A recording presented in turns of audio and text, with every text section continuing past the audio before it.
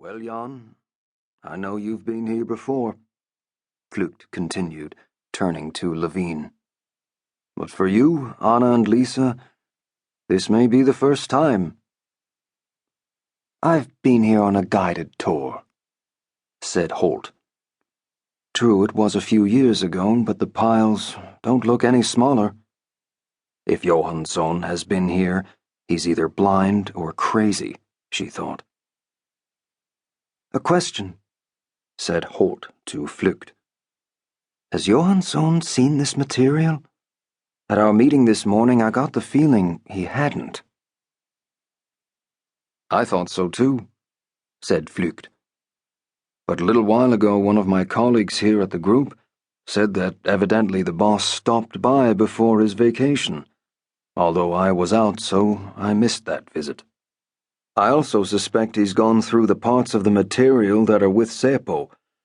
I remember we got a request for additional information while he was head of operations there, though perhaps you know better than I do, because you've worked there.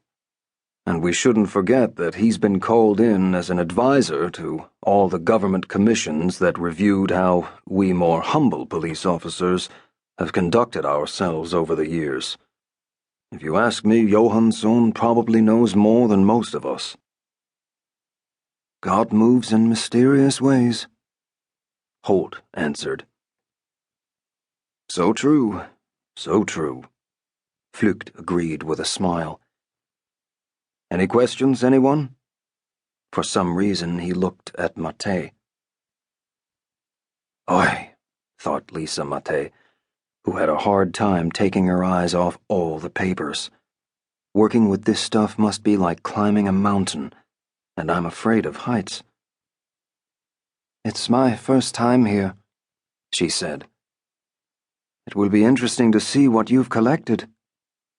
Like climbing a mountain, she thought again as she let her gaze wander over the rows of binders. Yes, it has turned into quite a lot over the years, and there's still a new binder every week. Mostly so-called crazy tips, if you ask me, said Flucht. So I guess the least I can do is wish you luck, he continued. If you do happen to find something that my colleagues and I have missed, no one will be happier than we will be. Sounds like a pretty risk-free promise, thought Holt, who just smiled and nodded. Unfortunately, the age of miracles is probably past, thought Levine, which of course he didn't say. And I'm scared of heights, thought Mate, but that was not something she intended to tell her colleagues, not even Anna. Lars Martin Johansson was in a great mood. He was satisfied in general terms, and even more so with himself. He was most satisfied that he'd finally decided to do something about the police misfortune that went by the name of the Palme investigation. For more than 20 years, the case had been the responsibility of the National Bureau of Criminal Investigation. For a few years, ultimately his own, and it was about time for something to happen. During the last decade, after the last failure with the now-deceased Palme assassin Persson, the group that worked on the case had mostly been engaged in other things. Identifying the Swedish victims of the tsunami catastrophe in Thailand demanded all their resources for more than a year. After that, similar assignments had literally poured in to the Palme investigators.